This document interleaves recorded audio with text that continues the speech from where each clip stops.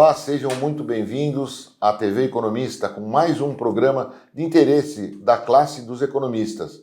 Neste programa, nós vamos conversar com o presidente do Sindecom e também vice-presidente do Corecon, Pedro Afonso Gomes. Olá, professor Pedro, seja muito bem-vindo à TV Economista. Obrigado, Hélio. Gostaria de saudar a todos os economistas, estudantes de economia, professores e demais espectadores deste programa. O tema de hoje também é de grande relevância. Nós vamos falar da Resolução 1868, de 31/3/2012, que define as bases referenciais para a valoração dos honorários dos serviços prestados pelos economistas. E o Pedro Afonso é um especialista nessa área. Começaria perguntando para o professor Pedro a relevância dessa resolução, como a importância dessa resolução para os economistas cobrarem seus honorários em suas prestações de serviços.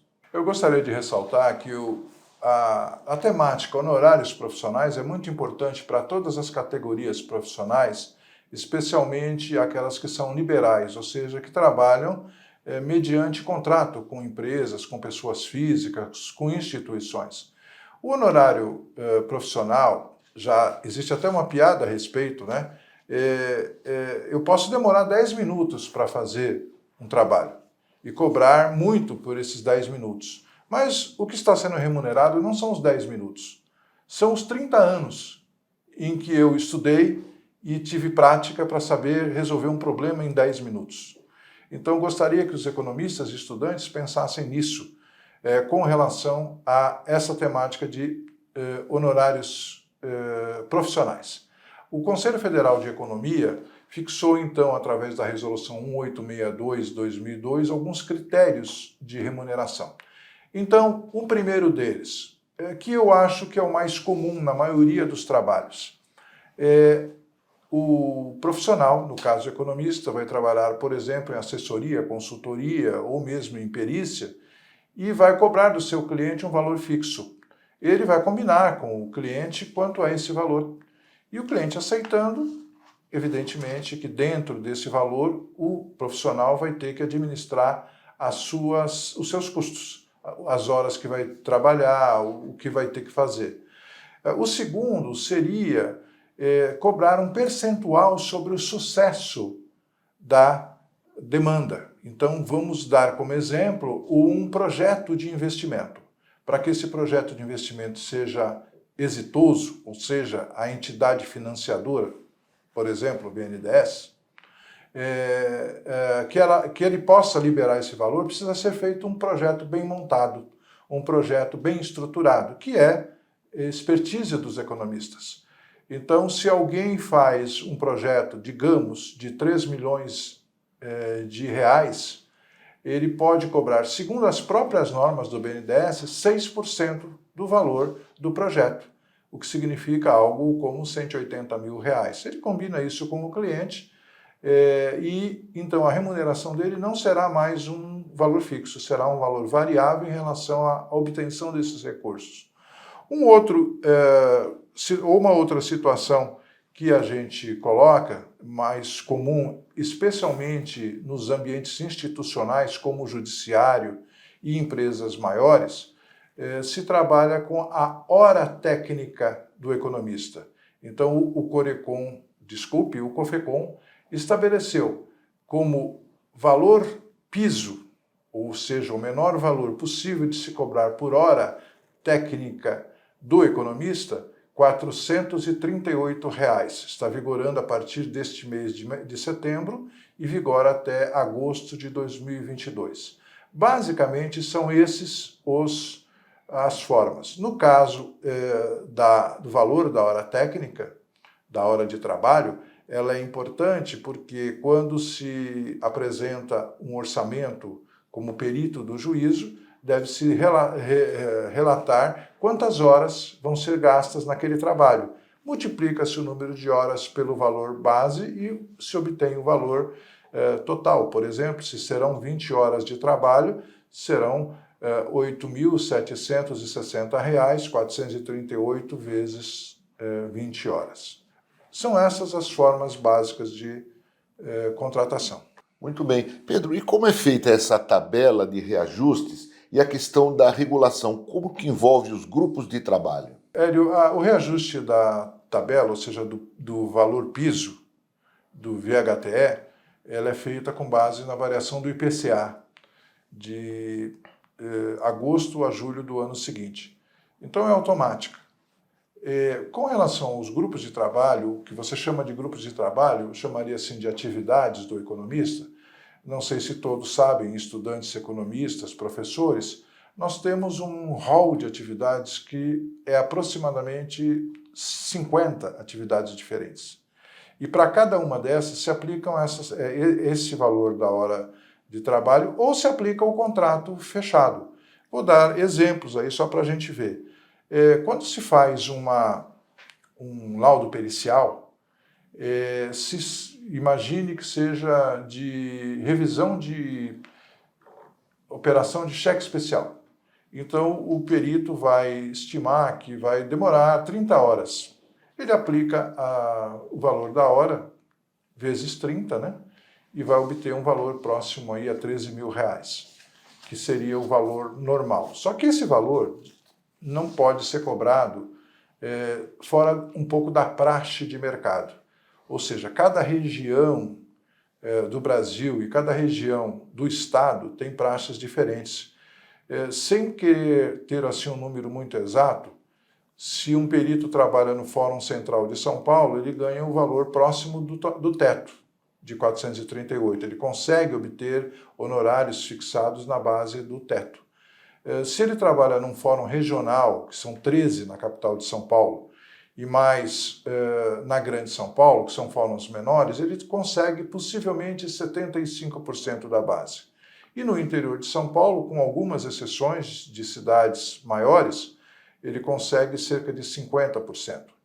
Então, isso também deve ser considerado pelo profissional, porque se o economista não faz, e sendo atividade compartilhada com os contadores e administradores, muito provavelmente as partes não vão aceitar um honorário maior, vão pedir a nomeação de um outro perito e ele perde o trabalho. Então, ele precisa ponderar isso. O valor da hora, ele não é alguma coisa cartorial, né? Não é alguma coisa fixa que se possa dizer, está garantido. Não, não está garantido. Está garantido de acordo com a competência do profissional. Se o profissional não tiver competência, ele nem vai ser escolhido para fazer o trabalho. E essa competência vai ser demonstrada pelo trabalho. No caso de uma operação de cheque especial, que se demora aí esse tempo, é mais ou menos isso, um pouco menos, no interior se cobra menos, mas também se eu for fazer uma avaliação de empresas em que eu vá gastar 100 horas, 40 mil reais de honorários não é um valor baixo. 100 horas são aproximadamente 15 dias úteis de trabalho de um economista. E quando eu falo trabalho de dias úteis ou horas úteis, é pelo seguinte, é que a gente não tenha a ilusão. Nas nossas horas de trabalho, cerca de 10, por exemplo, por mês ou por dia, nós temos aí 4 horas que a gente não despende em trabalho direto. A gente precisa ler, a gente precisa se atualizar, precisa responder correspondência, né? Então vai demorar 15 dias úteis, 3 semanas para o economista fazer. 40 mil é muito? Bem, considerando que ele tem o expertise, que ele vai resolver um problema, não é muito.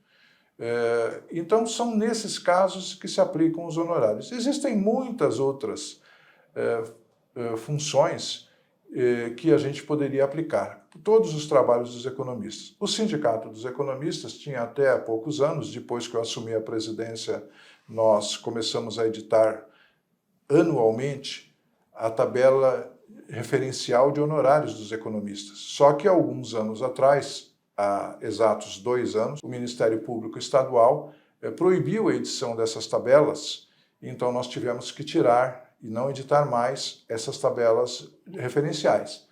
Mas cada profissional sabe quanto ele demora para fazer um trabalho e sabe que ele não pode cobrar para aprender a fazer, ou seja, se ele gasta mais tempo do que a média dos profissionais, ele não pode cobrar por isto, né? Então são essas variáveis que valeria até a pena a gente desenvolver, Hélio, num workshop, numa situação diferenciada, para que os economistas pudessem perguntar as dúvidas a respeito disso. Hoje nós estamos numa simples entrevista introdutória a esse tema. Perfeito, Pedro. Realmente, a questão da cobrança do VHTE é até um bom senso, né? Como você explicou para nós. Agora, e quem não cobra isso? O que acontece? Como é que ele faria nesse caso? Eu gostaria de dizer o seguinte: existe uma sanção disciplinar prevista na própria norma, a Resolução 1868. Porque a ideia é a seguinte: nós não podemos aviltar honorários.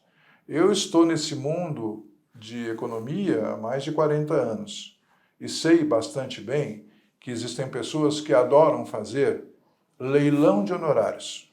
O que é um leilão de honorários? Ele consulta vários profissionais, não se apega à qualidade do serviço, mas sim ao trabalho a ser executado, e a pessoa promete a ele que vai cobrar menos, e por isto, no final, ele contrata quem cobra menos. Só que isso nós estamos privilegiando a falta de qualidade. E nós não podemos privilegiar a falta de qualidade. O Conselho Regional de Economia é responsável pela fiscalização, inclusive, da qualidade do trabalho do economista. Se o economista cobra muito pouco, ele não vai estar em condições de se aprimorar, fazer novos cursos, ter uma continuidade no seu desenvolvimento profissional. Além do que, ele estará prejudicando os colegas que fazem isto.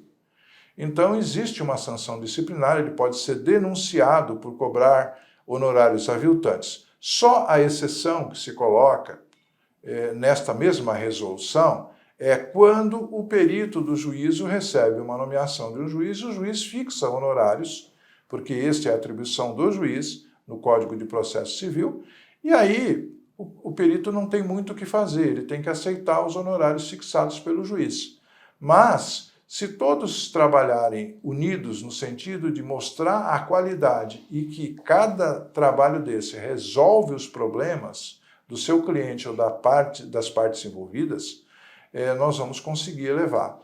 Por isso que quem cobra pouco está, na minha opinião, com uma grande ilusão, a de que ele vai conseguir mais trabalho. Não, ele vai conseguir mais maus clientes, porque o bom cliente reconhece o trabalho do profissional e dá a remuneração que é devida a ele.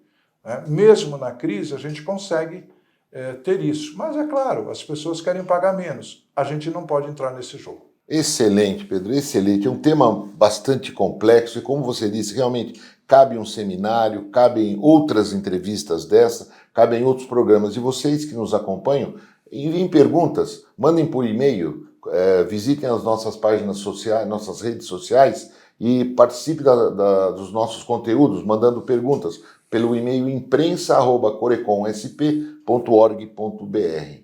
Pedro, então, para finalizar efetivamente esse programa, esse breve programa, uma mensagem para os colegas economistas. Eu quero agradecer pela oportunidade de estar falando sobre esse tema, que é bastante fundamental na carreira do economista, visto que a maioria de nós sobrevive de honorários, aqueles que não são empregados, que não têm um salário, e estou aí à disposição da categoria, seja como presidente do sindicato, seja como vice-presidente do Corecon, para que elevemos o conceito da categoria. E elevar o conceito da categoria é elevar também a nossa valorização pessoal e valorização profissional, que passa, evidentemente, por bons honorários.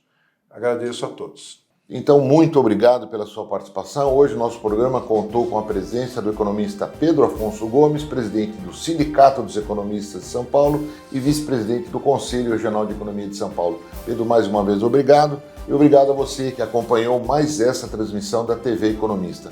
Acompanhe as nossas mídias sociais e participe cada vez mais do nosso Conselho Regional de Economia e do Sindicato dos Economistas de São Paulo. Muito obrigado e até a próxima.